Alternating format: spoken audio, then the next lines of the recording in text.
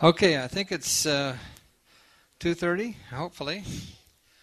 Welcome. My name is Jerry Reed, the moderator for this session that is called,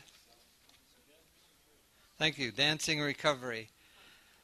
This is the 2014 CALLERLAB convention, and today is April 15th, Tax Day 2014. All right, good. We want to welcome you to our session and want to remind you also this session is being recorded, so if you have a comment or a question, please make sure we get a microphone to you and you get on the recording. I'm from Rockledge, Florida, and I've been calling since '78. Call various programs in the local area. I don't really travel anymore. I recorded for Rawhide Records for a while and was executive director of CALLERLAB for 10 years and now semi-retired. And it's a pleasure to be with you. On the panel with us today, we have Bob Elling. And Bob is from California. He's been calling 43 years. Currently calls 5 to 6 nights a week. 12,000 dances a year, or since a year. That's 1,000 a month. 12,000 dances total, and is the owner-producer of Riverboat Records. A nice hand for Bob.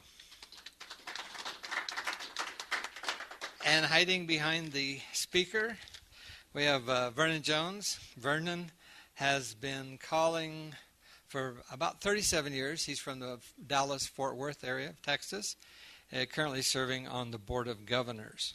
A nice hand for... Oh, and also he sent me an email with his bio. He says he's actually an all-around lovable fuzzball and yet needs more money. So a nice hand for Vernon. Hey, Vernon. I asked Vernon, and he kindly did pass out the handout that I have. My plan is to just briefly introduce the subject. I've introduced the panel, and then turn it over to Vernon, and he'll give you some comments and his thoughts, and then Bob will follow up with that. For the panel, do you prefer holding questions to the end or in between?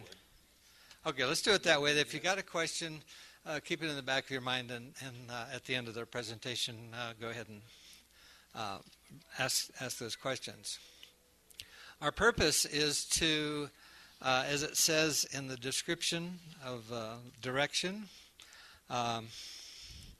is to how to cope with breakdown or flubs so we can keep dancing, and strategies and habits to make that possible.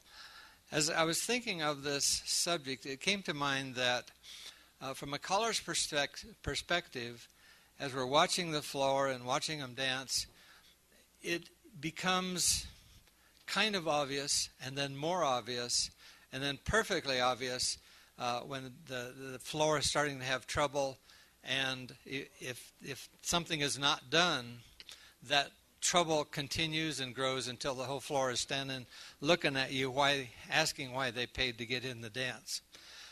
So our job is to, as a caller, I believe, is to keep the dancers dancing and obviously happy. And there's various ways that callers can look at dances, whether they want to have 100% of the dance floor dancing 100% of the time, or something less than that. And I believe that each of the philosophies that apply that are valid as long as the caller and the dancers are in agreement of what that percentage should be. If there are dancers who believe that 50% of the dancers are successful 50% of the time, and they're happy with that percentage and the caller can match that, I believe that would be a successful dance. However, if the dancers are expecting 100% of the dancers to be successful 100% of the time, at that 50% dance, they're going to be very, very unhappy. One of the things I did include, in my, I'm not feeling 100% today. I'm about that 50% deal. Was the the last page of the handout that I have, and take time later to read through that. It's the procedure for lost squares. That when squares do break down, at a few of the sessions that I've been with, trying to pick out what that song is. Maybe somebody could go over there and ask them to turn it up a little bit. We can hardly hear it. So a few of the sessions that John Jones have been in, and John Jones has mentioned that procedure for what to happen, the square should do when it breaks down, and that procedure is in fact outlined on here. It's been approved. It went way back when we had a a styling committee. They worked this thing up, and it's been through all the procedures, processes, and certainly approved. And it's a very good procedure. My concern is, how do we teach this to the dancers? I do. But it's not easy, because I have to make them in a position where they break down first. That makes me very uncomfortable to do that. In fact, it makes me so uncomfortable to do that, I tell them that's what I'm going to do. I let them know that we're going to break down, and then I explain what they're supposed to do. They go back home with original partners. Head lady gets her partner in her corner, and they make facing lines at the sides position. And we practice that some, but not a lot. So I'm sure I'm not sure. I would expect that your experience has been that sometimes they do that, and sometimes they don't. And sometimes they square up and just stand there. Or sometimes they're like at the head position, and they don't care what partner or corner they have. And the reason that we put this thing together and approve this, so that everybody can get back to their home position, get in those facing lines of four, and ready for the caller to say, because it's the caller's responsibility to say, lines forward and back. And that's the cue for the dancers to recognize, okay, we're back in zero lines, and it's time to start dancing. When you get done with a sequence, they may not be back with their original partner. They may not be back with original partners. However, they should be. The fellows might not even be back to their original home spots. I always prefer that as we're getting home, as we're promenading home, to get original partners back home, so we're back to where we started. I prefer that. Some callers don't seem to care much who is partnered up when they get at the end of the sequence, but I do. But anyway, I included that just as your info, and I will end my opening remarks with that, and I'll ask Vernon to do some comments, and then we'll follow up with the questions and comments, and then ask Bob to come on. Why don't we switch places? Are you going to stand up? No, I'm going to stand up. Okay. See, it's amazing how everything all interacts with everything. And this is a showmanship item, but I hate standing or sitting behind a table. I absolutely hate that. That is a barrier between me and you. And if we were at a regular dance, you would be the dancers. And you don't really think about it, but it really is a barrier. The people, and what comes to mind, and everybody, you're going to think I'm getting off topic, but I'm not, because it all intermingles with square dance calling. But and what do you want? There's no need in laughing back there, Steve, because you have no idea where I'm going with this anyway. But if you don't think it holds true, think about televangelist. Now, I'm not here to promote any religion over the other or whatever. I'm just talking about televangelist. Many years ago, they used to preach from a pulpit. You look on TV now, are they doing that now? No, they're out here in front, aren't they? And they've got the headsets on and all that kind of stuff. Now then, I'm not a preacher. Yeah, that's correct. And I'm not trying to push that off on anybody, but I will look at that kind of stuff to see what other people are doing, is the reason why I'm bringing that up. And they do that because these things are barriers, and so I don't like doing that. Plus, I don't like slouching behind a table, because it looks like I'd rather have a ham sandwich than to provide stuff that y'all are coming looking for. Jerry mentioned, go ahead, you have something to say. I heard the mic click, so. I'll take exception to that. Okay. But he mentioned he has trouble breaking squares down on purpose. And I have a solution for that. You don't have to do that. You can get somebody else to do it for you. And it's a setup. You know, and we always talk about square dance angels and this, that, and the other, and we need angels and all this kind of stuff. I'm of the mindset that angels are a necessary evil. I love the fact that angels are wanting to help. I really don't want them there because we teach too many bad habits when angels are there. Angels start teaching or showing people how to do something before I'm completely through showing them or teaching them myself. Angels will become bored and dull and screw up during the class time because they're so used to doing it and they hear it explained, and then they'll mess up. So angels are if you got to have them, fine, but I don't like to mix them up. I like the dancers to be dancing with themselves. But I will use angels during this teach time to learn or to help me teach new dancers what to do should they break down. And I'll get those angels to mess up where it doesn't look like I'm doing it on purpose. The dancers are not feeling like, the new dancers are not feeling like they did it, but somebody else did it who's supposed to be experienced. And it does give a confidence booster to the new dancers that thank goodness somebody else messed up square besides me. Jerry does mention about the get home, head ladies, grab your partner in your corner and slide right to a line. Okay, and that is a CALLERLAB document, and I do teach that. I absolutely teach it. But that's all depending on the callers getting squares to lines of 4. So you got to be very, very careful that you don't teach people to do that and then you never get them to lines of 4. I use lines of 4 pretty regular. I don't, however, use dance up to the middle and back or go forward and back a bunch.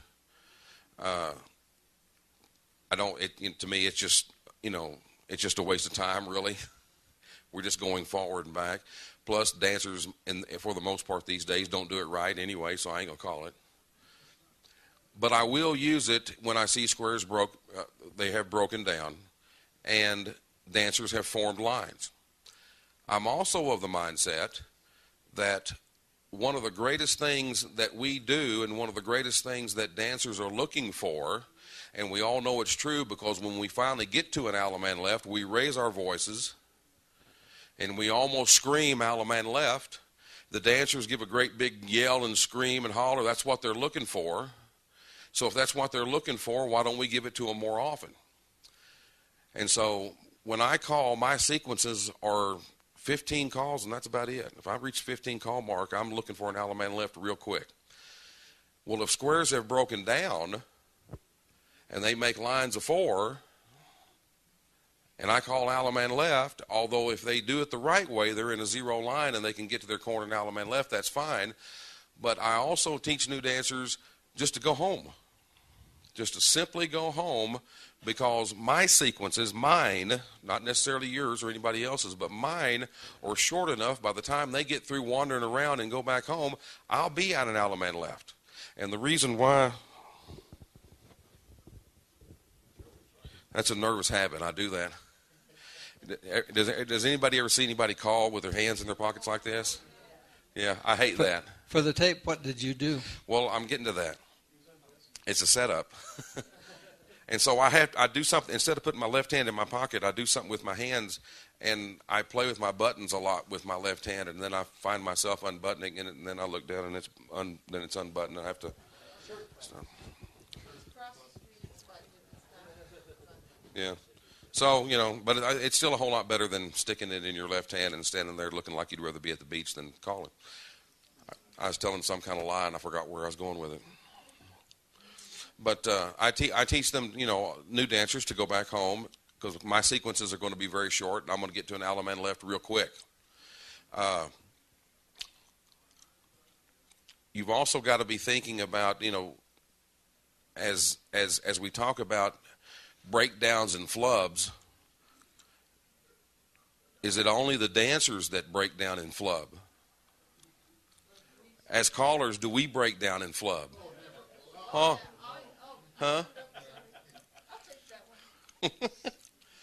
I personally hate, I just absolutely thoroughly hate to make a mistake. However, what is going to happen? What's going to happen to that MA150 right there? They don't usually break down, do they? Do these yak stacks break down rarely?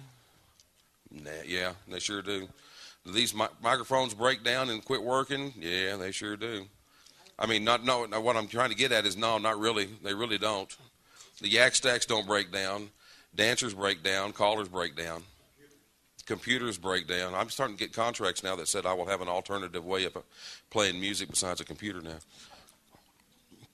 I guess because computers have broken down. But people are going to break down. Dancers are going to break down. Callers are going to make a mistake. And like I said earlier, I thoroughly hate to make a mistake. However, I even more thoroughly hate to make that expression known to the dancers when I do make a mistake. Did I make sense with what I just said? I hate for y'all to know that I'm mad at myself because I have messed up, because I have forgotten where I was, because I have forgotten who my corner or who my partner is. Now, then I don't sight call near as much as I used to, so I don't have, that's not a problem to me. I use much more modules than I used to.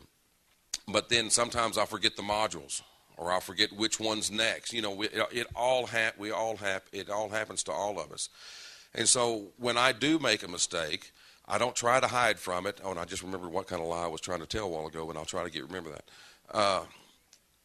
I try to make a joke out of it as best I can. I've made a mistake, blah, blah, blah. How many of y'all have ever heard the term air raid? You know what that is? Yeah. Have you ever danced to a caller that does that all night? Once is kind of funny, maybe twice. Does anybody know what an air raid is? Yeah, just I don't know where the heck I'm at, go home. That's what an air raid is. You just kind of bust up wherever you are and just scatter to the wind and go back home. Or flush the tank is another one. Fix it is another one. Have you ever, and those are all fun and fine and dandy and this kind of thing. You ever dance to callers who do that all night? Yeah. Does it what do you think? You hate it? Was it funny once? Yeah, but all night long, and if that's the kind of caller you want to be, then that's fine, but, practice your craft. 4 ladies chain and find your own corner. 4 ladies chain until you get back to your original partner. Those are all ways that you can get out of your little flub or your mistake. But if you do it all night long, it gets old and people get, oh, here we go again. Bob, who's your corner? Bob, who's your partner? Yeah, we've all done that before, but all night long, But what I'm getting at is there is a boatload of different kinds of figures that you can do to get out of things when you're lost. Maybe later on, if we have time at the end, we could get a square up, and I can show you one where you circle left, circle right, and I don't care who you are. You've already told everybody, okay, we've got all 4 or 5 squares in different states of disarray. Ha ha, that's all funny, and I'm going to get you out of it if you'll listen to me real close. You get them in lines of 4, and you just join hands and circle left. Then you reverse and circle right, and you have the head 2 original boys. Original head 2 boys make a left-hand star, and it's amazing. All 4 boys will make a left-hand star to begin with. Then you have to have a little funny, saying, ha ha. Last time I counted, there's only 2 head boys in the square, and then the side boys will finally, okay, I'm supposed to get out. And if the head 2 boys make a left-hand star, they can pick up their partner arm around star promenade. We've all done that 1,000 times. Well, if those 2 girls on the end of that big star will pick up their original corner in star promenade, now all of a sudden you've got two lines of 3 going in a big star. And if those 2 girls have picked up their corner, that means they've picked up a man, and then there's 2 choices on the outside. And it's always fun to say, you 2 boys on the end, there's 2 choices. I wonder which one you think you need to make. Because it's either their partner or their opposite lady, and they'll always pick up their partner.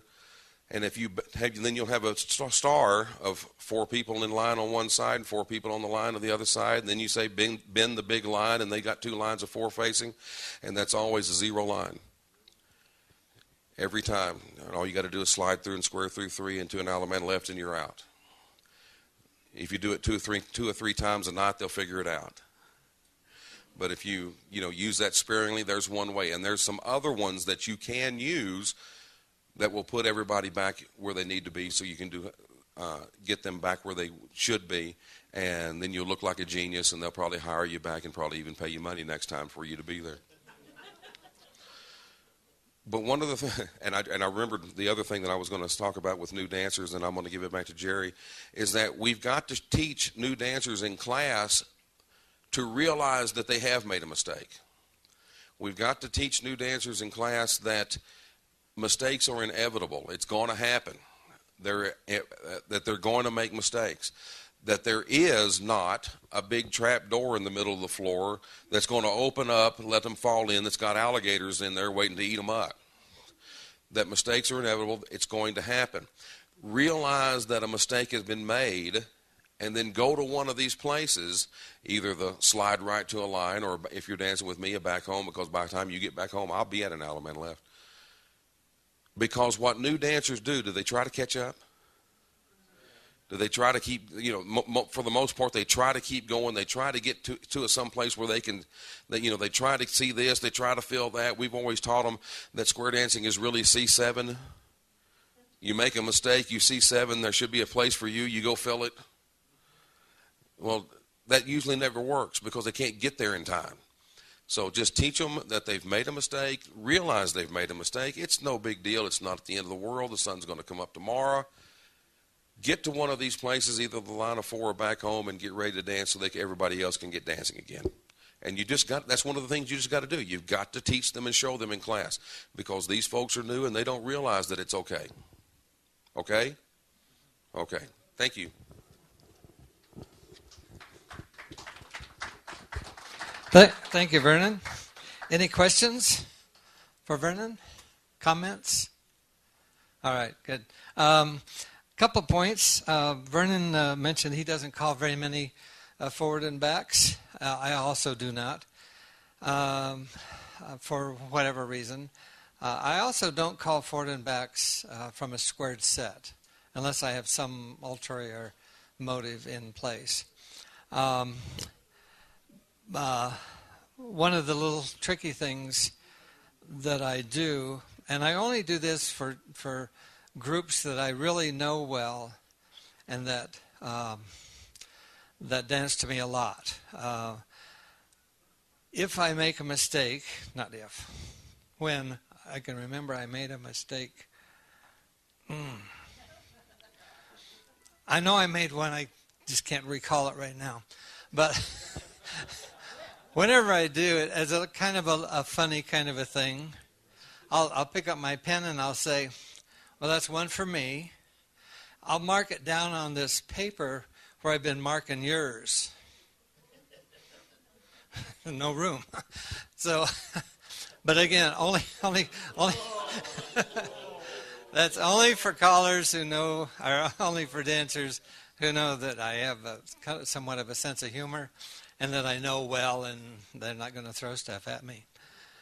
But one of the points I do want to make is, as we're calling, as they're dancing, what can happen a lot is that half of the square is having real trouble and they're lost and they're kind of milling around.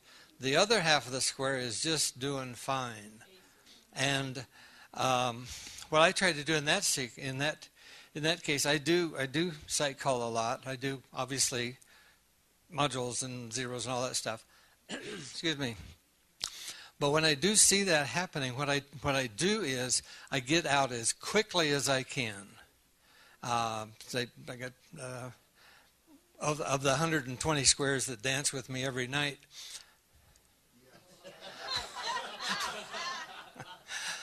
Of the 2 or 3 squares that dance with me every night, and a couple of them are doing fine, and one is in this situation, I get out as quickly as I can and then get everybody back to home and start out again. The problem is recognizing when that happens.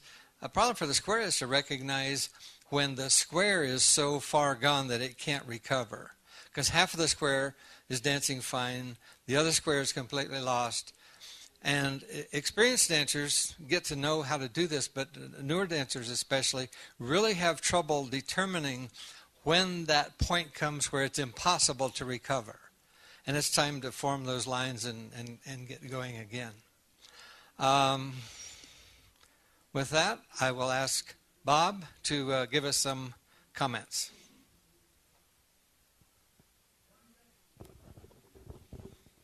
Okay, thank you very much. Vern, I'm not as healthy as you are right now.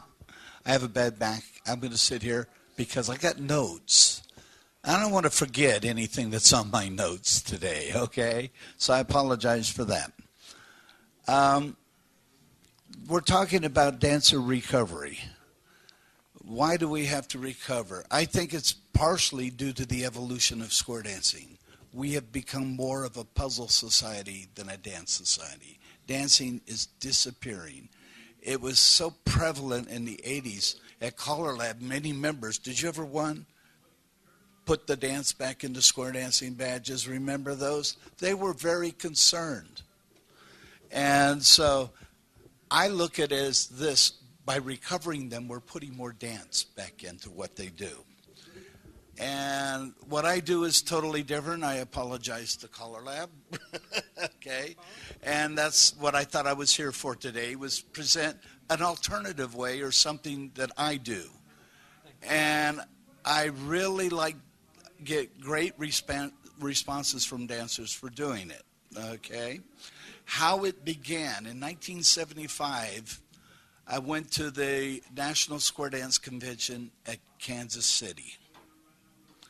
And I was curious about challenge dancing, and I went over to the challenge floor, and they had a square of Japanese dancers dancing. Have you ever seen them dance? When they broke down and got lost, they did more dancing than most square dancers do today. They never skipped a beat of music. They waltzed around, and they actually formed lines.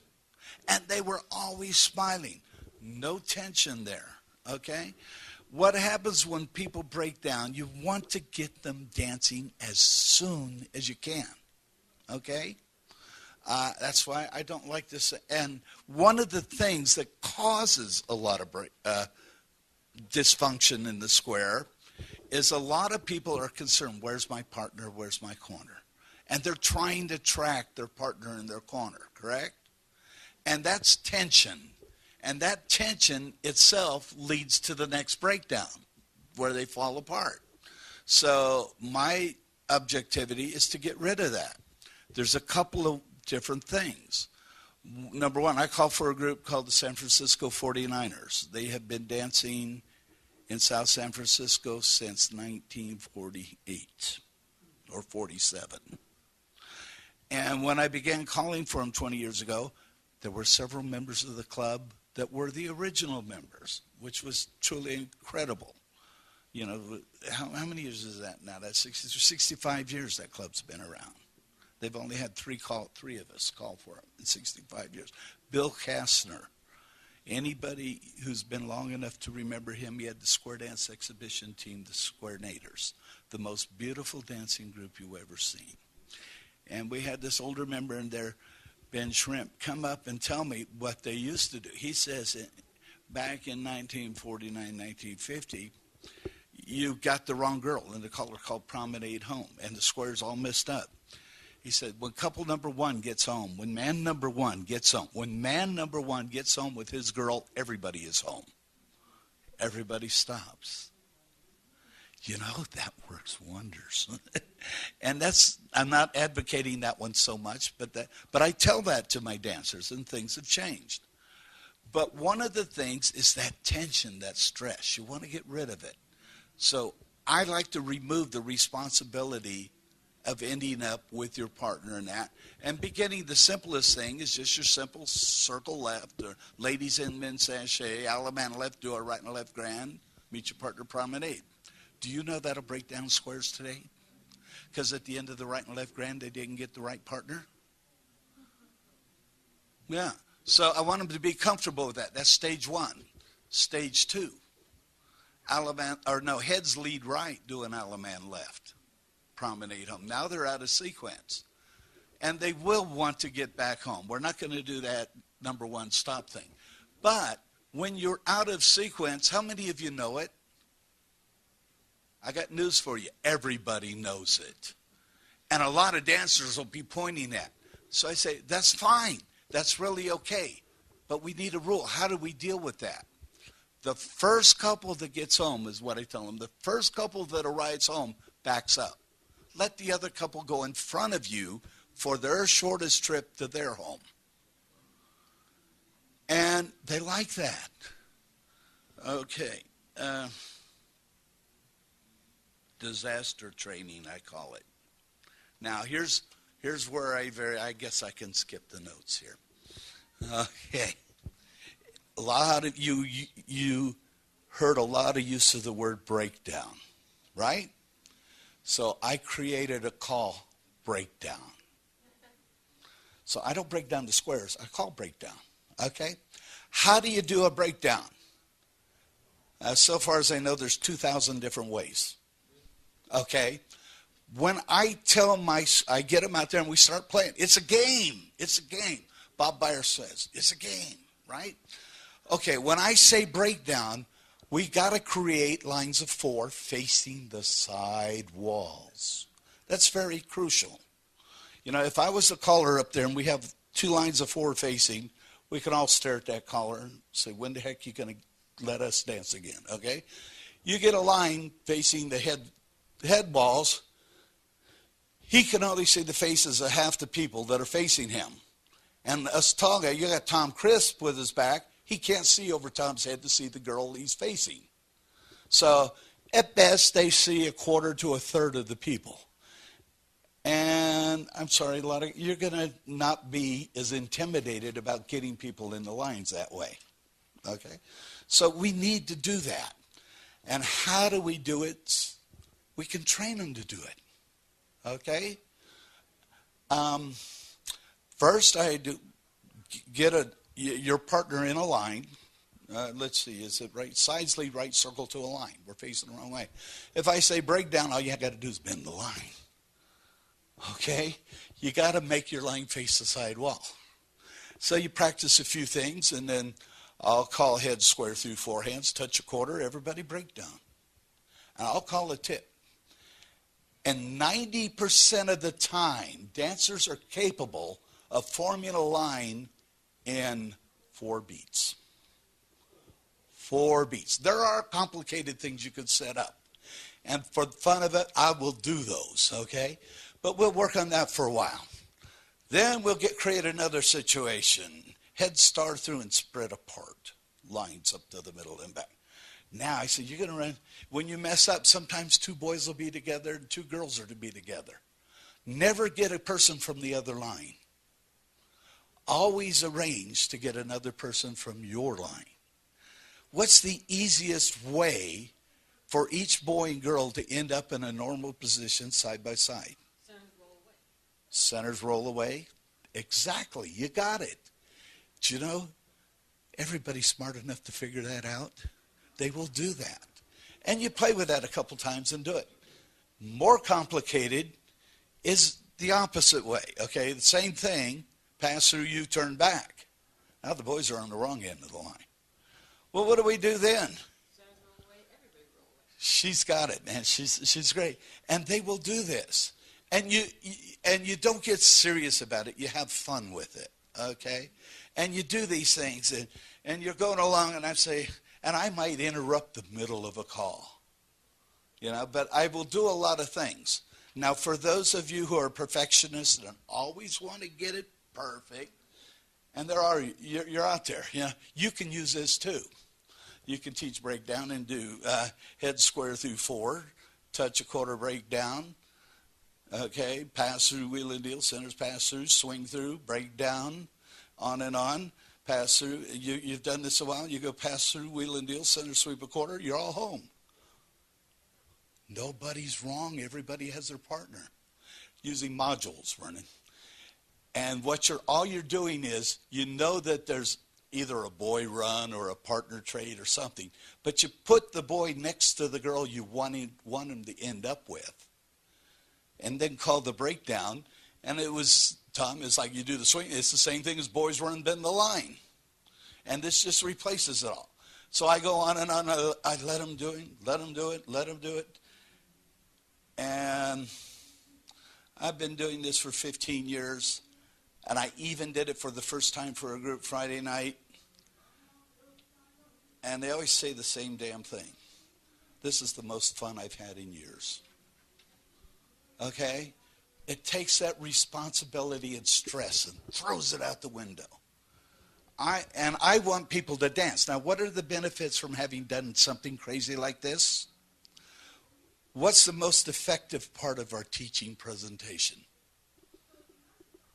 To me, it's called practice. The more you do it, the better you get at it, right? The less time you're standing there, the more time you're practicing. So I get twice as much teaching time for the same amount. And I make mistakes. I'm not saying this to be a big head, and I used to have pretty close to a damn photographic memory. Jerry Help can tell you that, because he called something a dance 1 year. 3 years later, I gave him word for word, joke for joke, the whole tip. Okay? Because I wanted to learn something he was doing. I turned on my mental tape recorder and I was able to do that. Folks, I'm older now. It don't work so well. But as a brand new caller, I did not make my first mistake for 9 months. But here's what happened to me. A big lesson. I did it and I broke down the floor. You know what happened? They cheered. They said, Bob is human. He's human. Keith, you know. And from that day to this, I've never worried again about whether I get it wrong or not. You know, and if you don't worry about whether you're wrong or not, guess who else is not going to worry? The dancers. If you don't make it so important to get to the right place with the right person, they won't. But at the same time that they don't worry, they will succeed more than you can imagine. Now, there are people, and we're seeing more of them today. I don't think we have anybody that can teach them how to dance. First of all, somebody's got to teach them how to move their feet. And they just don't. And you got to live with that. And you got to try and work it around. And this is a way to get that person more actively involved. Another thing that I consider so important about our whole teaching processes is that we don't take advantage of the greatest call in square dancing as, well, if you have a car, would you tune it up and put oil in it? Seldom, but what happens to a car if you don't oil it? It breaks down. Jam, just like a square. But what's oil for a square? For me, oil for a square is called circle left. You go to this, I challenge you, go to your floor and call circle left and count. What I occur now when I travel, most people are 3/4 around the square on beat number 16. On beat number 16, they should be right back at home. And I'll do that. I'll call circle left and I'll count. And on 16, I'll say, stop. I say, you're home, right? They go, no. Oh, it takes 16 steps. 4 steps for each position. Everybody circle left, count it. Boom, boom, boom. The very next time, the whole floor is perfect. Believe me, just making them think about it. But why is that important? Why does it tune up a square? What do? We're doing patterns, right? My daughter-in-law was in a band. You know, marching bands do that stuff. She said, if we had to do this, we had to take 6 steps and go exactly 8 feet. You know, and she says, it's been 20 years, but today I can take 6 steps and go exactly 8 feet to the inch. You know why? Because when we're in the band, you don't go 6 feet or 8 feet. The trombone gets you right in the head. Boom, boom. And so it's important. We don't have trombones, but we have collisions. And the collisions or the almost collisions throw off our timing and flow and the beauty of the dance of square dancing. So I want them to do that. So I use that circle left. I also insist. People come to my club and they visit and they dance a tip. And I say promenade. And they're one step from home. They go there and they stop. The rest of the square says, Bob doesn't like that. or I'll go, they're home. They all stop, right? I say, Alaman left and promenade. I just let them go all the way around the ring. And they say, that's a walkthrough for those who didn't know how to do it the first time. I'm trying to be funny. If I offend somebody, good. Because he offended me. He offended square dancing. I was taught it's etiquette not to stop in front of somebody and force them to back up, right? I don't know if you had the privilege of having a great caller teach you that, but it was not proper to stop. And how many minimum steps in a promenade? Anybody know? 4. I called it the Callers. Keith was there. The Callers Association said promenade. They backed up 2 steps.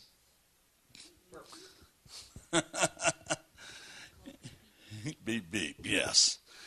And I'll call a burp a backup promenade. I'm not totally against it and everything. But when I designed singing call choreography, I am probably the worst singer in the room, but I doubt if you know another singer in this room that loves singing more than I do. I live for it. And people tolerate me. Dancers lied for 20 years telling me I was getting better every week. And maybe I did. But that's what kept me in square dance calling. I'm getting better. They like me. Well, they like my choreography, I think, and all of that. And I teach it.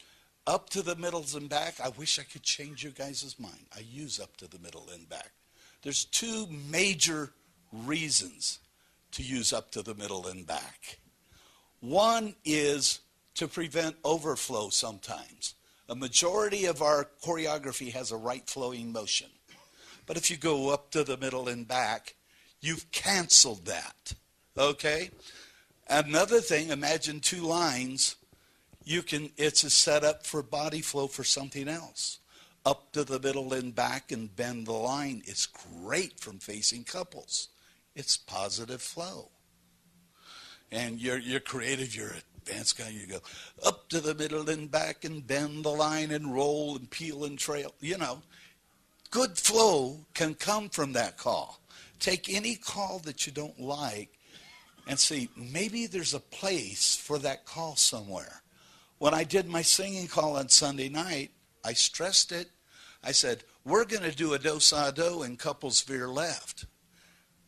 At least 4 callers came up to me at the end and said, when you said we were going to do that, I thought that was horrible. He said, when I did it in the song, I loved it. Okay?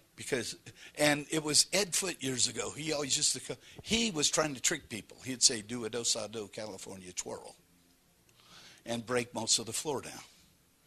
But if you were there Sunday night, I called do-sa-do veer left, and the whole floor just smoothly into it. And what did they have to do? They didn't have to worry about choreography. They were just dancing to that piece of music I used. And that's what I like. I think I've said everything I wanted to say on that thing. And I don't know what the time frame is here. Am I? You're done. I'm done. I'm sorry. That's quite all right. Bob is a talker and he talks too much. But thank you for listening.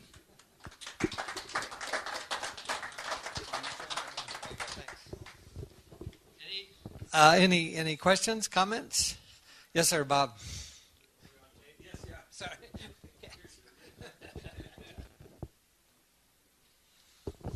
Bob Riggs, Centennial, Colorado.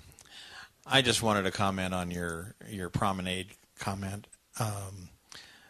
I tell people, did you come to the dance to dance with somebody? If you did, All the other choreography only gives you 1 or 2 beats to actually be with somebody. Promenade gives you a minimum of 4 beats to be with somebody, and you might get 18.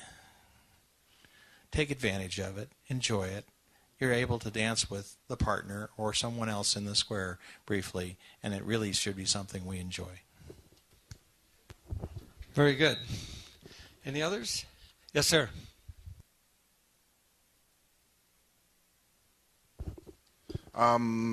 Yeah, I kind of like Brian Clark from Vancouver, Canada. I kind of like the comedy aspect of letting the dancers know that it's not a big deal if we screw up or if they screw up or anything. And one of the things I did, and I guess I did this at the National Convention in 2009 at Long Beach. I was at the A2 after party, and I'm up on the stage calling, and I saw this one woman. She took her sweater off and she threw it across over to the chairs at the side. And I paused the music for a moment and I said, "Okay, that's it.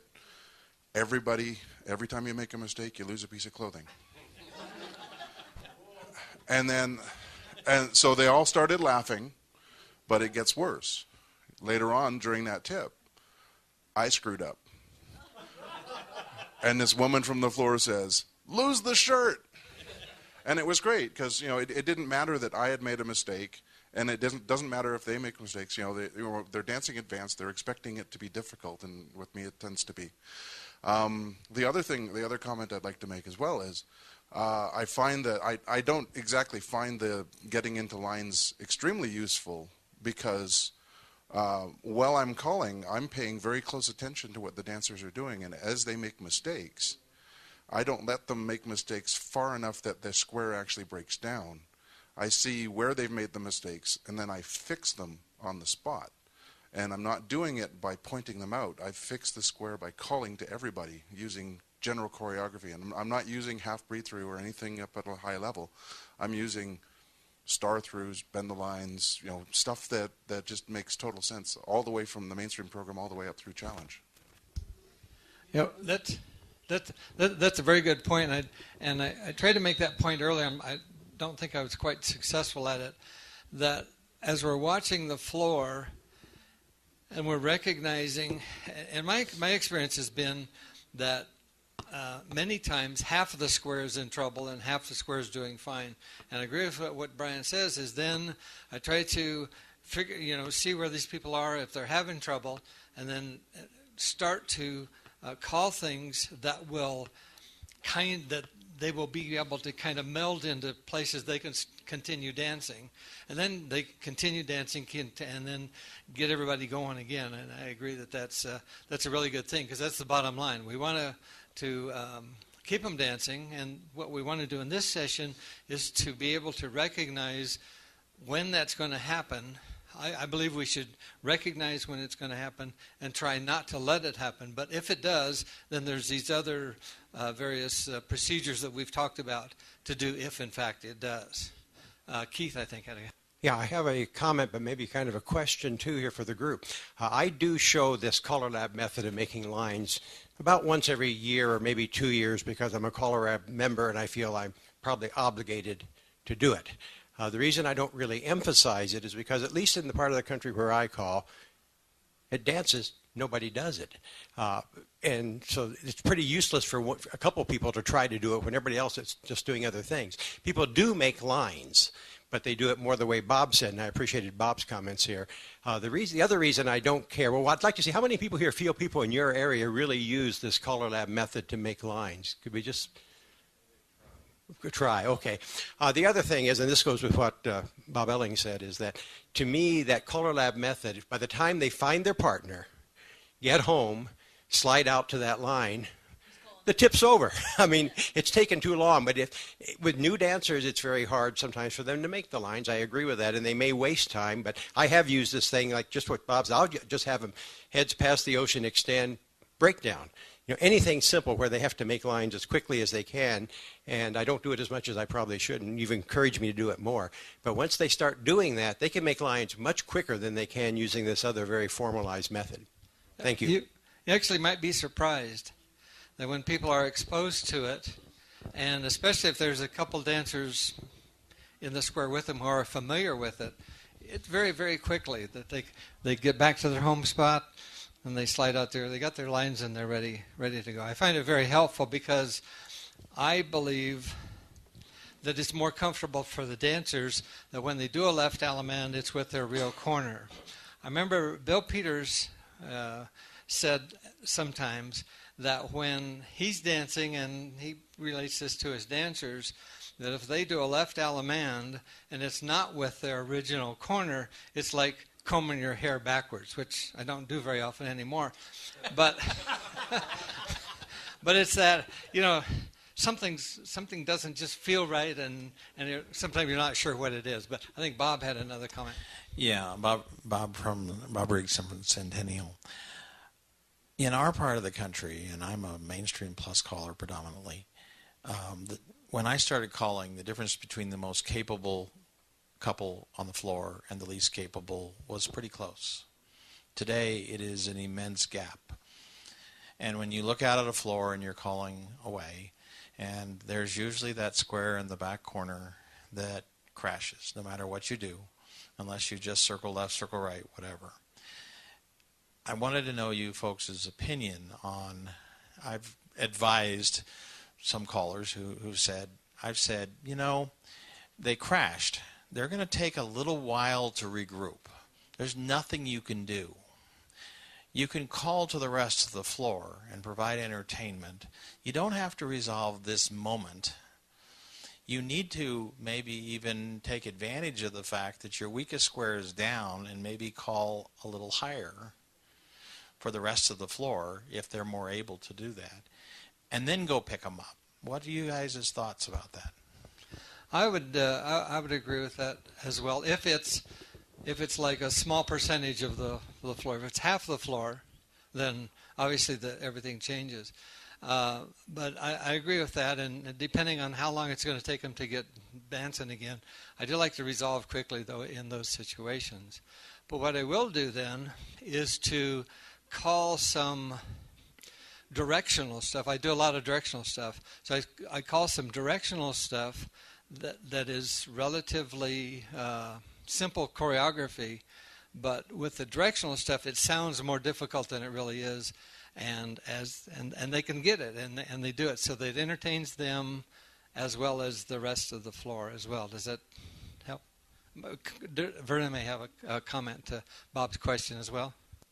Well, and I do have a comment, and it, when you've got four squares dancing, or whatever number you have, and you see that square back there that's having their struggles and their difficulties and this, that, and the other, and it's not because they're not, they're just having trouble doing ladies' chain. I mean, we've all seen that, and it just breaks my heart to see that. However, there has to come a point where we all have to realize that square dancing is for everybody, but, everybody ain't for square dancing. And realize that the majority of our customers are having a good time. And do we really want to risk upsetting the majority of our customers to go back and save one or two? Not that I'm going to ignore the fact that they're having troubles and struggles and all this kind of stuff, but it just comes to a point where you just have to realize that, some folks just ain't going to get it, and that's the way life is, and get over it and move on. It's funny, though, but that we're talking about this when I first got asked to do this session, and I have asked several callers what their opinion was, and I asked that caller, and I got this opinion, then I asked this caller, and I got that opinion, and then I asked Jim Mayo, and his first thing that he said was, "Why are you calling stuff that's going to make people break down?" Yeah, some people are just going to break down no matter what. And some guys have sometimes suggested, split that square up. Have you ever been there where you took and you split them and you took them to two different squares, and now you had two squares that were broke down all the time?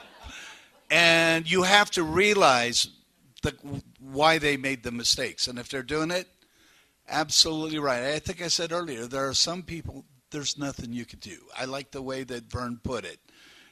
Square dancing is for everybody, but everybody is not for square dancing. But there are a lot more people that are for square dancing if we give them a chance to move to the music. That's true. One other point also, that if you're watching that square that's really having trouble, it could be that they're having trouble on one call or two calls or like that. And so what I would do in that case, I would avoid using those calls for the remainder of that tip. And this is big. I told you about that square that I watched from Japan. Not only did they make a line, I said they didn't stop dancing. They kept going up to the middle and back until the caller got annoyed and got everybody in lines. That's what they're supposed to do. We were taught that. Yeah. Any other questions, comments? Okay. Vernon, you had mentioned maybe you wanted to put a square together to demonstrate some stuff. You still want to do that, or if somebody would like to get a square up, and I'll show them that head boys make a left-hand star thing, how it gets into a zero line. If somebody wants to look at it, and is everybody familiar? Anybody that's does everybody not knows what I'm familiar, talking about there on that? Anybody not familiar with it? Yeah. Okay. You've seen it. Everybody's seen it. And it's not anything. It's not a secret to anything. And the point that I was trying to make with it is that there's tons of those things out there. Go out and find them, figure them out, look them up, whatever. But there's tons of them that you can use. But then again, I want to emphasize: don't get in the habit of not really paying attention of where you're going and thinking, "Oh, gee, I'll just pull the whole star thing out," because everybody in the world will know that you don't know where you're at because you're using that same star thing again. Right. Okay. Any other comments or from the floor? Any particular tricks that any of you might use when the let's say you're dancing, you got two squares and they all break, both of them. One of them completely breaks down and one of them's kind of struggling along. Any of the tricks or the things that y'all might entertain to do that? So two squares are broke down, right? And you don't want them to feel guilty. Okay? You put the four girls in the middle back to back, boys promenade to the other square. Yeah, I can do it. Also, I get the bottom line, I guess, of this whole thing is that, and this is probably the third time I've said it, but as we're calling, be aware of the floor, everybody on the floor. I don't know how you are. I cite resolution a lot, so I tend to watch the front squares. When it comes time to resolve, up until that time, I try to keep track of the whole floor. But be aware of how they're doing. And especially if, say you've got 6 squares on the floor, and they're all having trouble. I would say to myself, it's not them. It's me. So at that time then, recognize that they're having trouble with what you're calling, so call a little less, or just try to find out where that top level is. And I remember Bill Peters again used to say, how many of you knew Bill Peters or knew of what? A few, okay. Bill, well, a little story. The first color school I went to was Bill Peters and Jim Mayo. And when you're talking about choreography, you're talking about two different ranges of the spectrum there.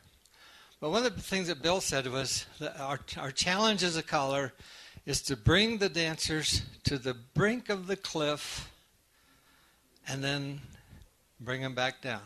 Don't let them fall over. And he would say that it's easy to get them to the brink.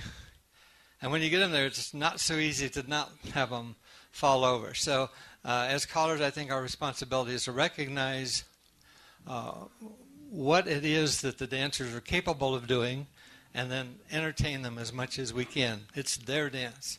Yes. I'm Lynn Webster from the Minneapolis-St. Paul area. One of the things we do is say, make one of these. Like, if you got a square that's up and doing good, you tell the down square, make one of these, and they'll make that formation. If it's a column, if it's a two-faced line, they'll make one of those.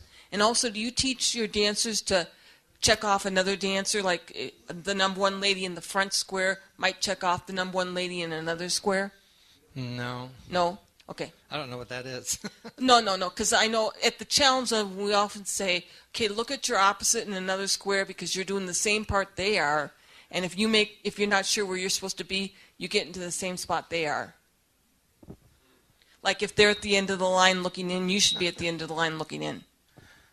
I blow the dancers like I'll do away. In other words, I'm supposed to not only remember who I am in my square, they I got to are. remember somebody else over here. Yeah. You got to get out that mirror. Remember, where's the brown man in that mirror? Another comment, Brian. Name, please. Brian Clark, Vancouver, Canada again. Did you guys want to see the square fixing technique I mentioned earlier? Yeah. Okay. Let's slide this table out of the way. Let's get a square up. And a square? And it's best if we have boys and girls. Yeah. Just, it's debatable. Yeah. It's If we could get a square of all dancers, we'd appreciate. Oh, wait a minute. It's very Actually, debatable. we are all dancers, aren't we? And what do we need? One more couple? We need one more couple. There we go. We need one couple. Thank you very much. Okay, so unlike you guys, I don't have issues breaking people down. So I'm kidding. Let's have the heads lead right. Perfect. Veer left. Everybody do a partner trade, and have the boys trade. Couples circulate. Okay. Now I'm going to call this cold, and I'm going to see what you guys do. I know you're going to break on it, but I'm just going to call this. Ready? Do a left chain down the line. Boys trade, and the girl turn the boy. Nice. You've screwed up. Okay? Now that you're screwed up, all I have to think to myself is, okay, well, everyone's in the correct quadrant. You're with the correct person, but you've screwed. Some of you have screwed up with that person, and actually only one of you has. But that's okay. Okay? I will then at this point say, go up to the middle and back. Okay? So now everybody knows they have lines of 4. Okay? And then I'll say, be very careful. Pass the ocean. Okay? I'm asking them to be careful because I know one couple was half sashayed. Okay? But in some of the other squares, it might be 2 couples or 3 couples or maybe even no couples are half sashayed. Everyone's normal. Okay? And then from here, if you're a boy, okay, I'm now using a conditional call. If you're a boy, run around a girl.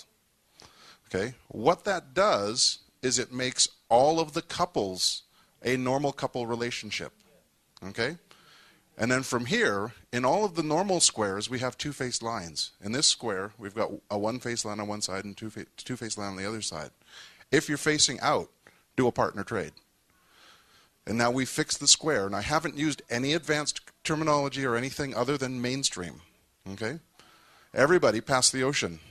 Okay? Now I'm going to show you how it works using same sex. Hinge. Centers trade. And just the 2 boys that are closest to me, you guys right here, Scott and, yeah, you guys trade. Okay? You're closest to me. I'm over here.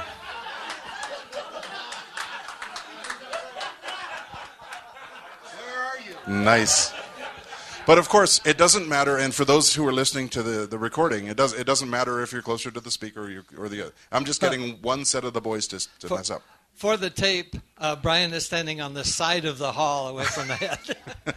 Okay, so now what I've done is I'm calling along, and I notice, I've got 2 boys they're messed up with each other, and what do I do? Okay, so first of all, it's going to take me a little while to figure out that they're screwed up. So everybody hinge, centers trade, and then I'm looking at my symmetry on the floor, and I'm going, oh, well, they're not symmetrical anymore. What do I do? Okay, well, first of all, let's get them back together. The ones that have screwed up. Everybody swing through. So now I've successfully gotten them all back together. And then let's think about this. Who were the original heads? Put your hands up. You may not know, but okay, heads. All the heads run around the sides. Okay? So again, I've used a conditional call to get all of the dancers into a formation that I know is going to be correct. Everybody bend the line, and you're done. And now you're symmetrical and you're fixed. And I've called that to the entire floor, and the dancers that did it correctly will just be dancing, and the dancers who have done it incorrectly are fixed. And I can continue calling to them without having to say, hey, you two switch. And I'm not pointing out any particular dancers. And so that's how it works. And again, it works with opposite sexes and same sexes. It's easier with the opposite sexes because you can say boys run. If you do same sexes, you then have to say heads run. Okay, I'll give you one last example. Pass through. Do a wheel and deal. Good. Centers, what example did I want to give here? I did.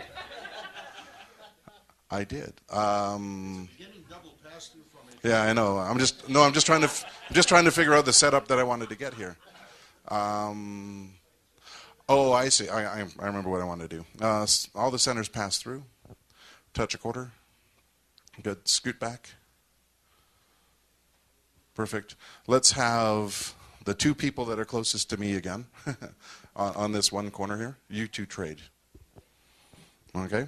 Now I could do the boys run from here, but that isn't necessarily what I'm thinking of at this point. What I want you to do from here is have the centers run around the ends. Okay, couples circulate. Do a Ferris wheel. Okay, so in all of the other squares, we have sort of a normal setup, except for the very center square here. And the centers step to an ocean wave, and the very two centers trade. Okay, in the other squares, it would have been girls in the middle trading. And in this case, I'm now going to say boys run, or in the center wave, boys run. And the center line of 4, bend the line. And I've just fixed you folks only without having to fix anybody else. And that way, everything is all correct. Okay? And that's I think it. Bob has a short one for us, too. Well, it's, excuse me on that. Like I said, I'm a slave to dancing. And yes, you can say at the point where he said the head boys run, and you created a situation where one couple is facing the wrong way, right? We have a line facing out, and the other side's a two-face line. You can call a basic call that's absolutely smooth, doesn't require anybody to identify, and is smooth. You know what it is? Up, everybody take 2 steps forward, 2 steps back, bend the line. And you've danced your way with the flow without adding this identifier thing of the certain people do this or certain people do that. That works on pick a couple, any couple. Only one couple. Who's the youngest couple in the square? Do a half sachet. Only one couple. There you go. Square through 4. So that would be that if you want to, but you don't have to. Okay? It doesn't have to be awkward. Swing through. AC-doocy. Boy, run around the girl. Watch them. Everybody go forward and back. Bend the line. You got your partner now. But what was the difference? Everybody moved. Everybody flowed. And you can use that same concept or awareness to deal with it. I would like to ask Brian, because he's smarter than I am. What do you do when you got 3 boys together and 3 girls together and, somebody's really messed up? Where's Brian? I'm right here. Okay, can you answer that for me? So let's do that. Let's see, how am I going to do that? Everybody pass through. Do a wheel and deal. Perfect. Centers pass through. Touch a quarter. Okay. Centers trade.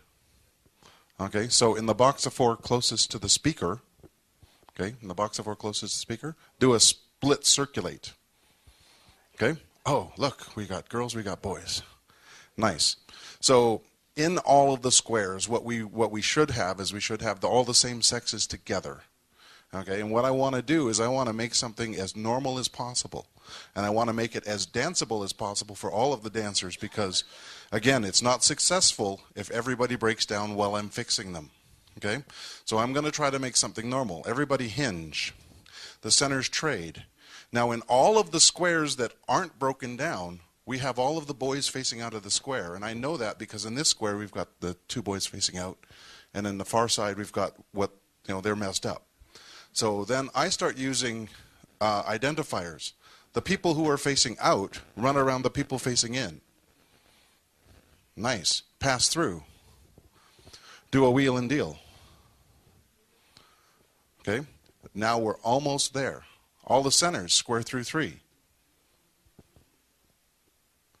Okay? Now, step to an ocean wave, and all the boys run around the girls. Step forward and step back, bend the line, and we've done our job. Okay? Thank you. But what I haven't done is I haven't screwed the rest of the dancers. I've just called stuff that can apply to everybody, and I don't know about you, I haven't used any advanced concepts at all. Yeah. And, when I see advanced callers using, what's it called now, brace through? When they use brace through to fix the floor, I'm like, you lazy caller. When in fact you can use our mainstream basics to fix things.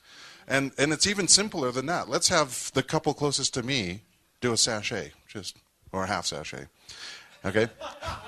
Nice. Pass through. Okay? You don't even have to be as complicated as what I just did. Okay? Girls, fold. Done. You're solved. You don't even have to think about it. Star through. Oh, look, we're normal again. So if you see what the dancers have done and you very quickly can realize if I take those two dancers and put them in the same quadrant and then use some kind of sex-related call to get them back, it's easy. Okay? A little more difficult though, to sometimes figure out which dancers. Huh? Scott Pierce from California. Little more difficult though sometimes to recognize. You'll recognize that the square is broken down. Not always easy to recognize which two dancers are out. Actually, it is easy because on the rest of the floor you have complete symmetry, and you can compare the square that's broken to the square that's right beside it. And if you're, I'm primarily a sight caller, so I pick out primary couples in one square and another square and maybe even another square. And so I look at this square and I know that these people are partnered together, and I look for the partners in this square, and if they're not the same as that square, I know they're out. And so that's how I do it. Okay, that's all for me. Well, let's thank you. It's time to go. In your square, what time do we stop? Welcome, Jerry. I've been there. We don't have to be out there till 6. So let's. Once again, thank you very much for attending and being with us. A nice hand for Vernon Jones in the back guarding the door. A nice hand for Bob Elling, and what's his name? And thank you again for being here, and we'll see you next time around. Thank you very much. And how about a nice hand for Jerry Reed? Thank you.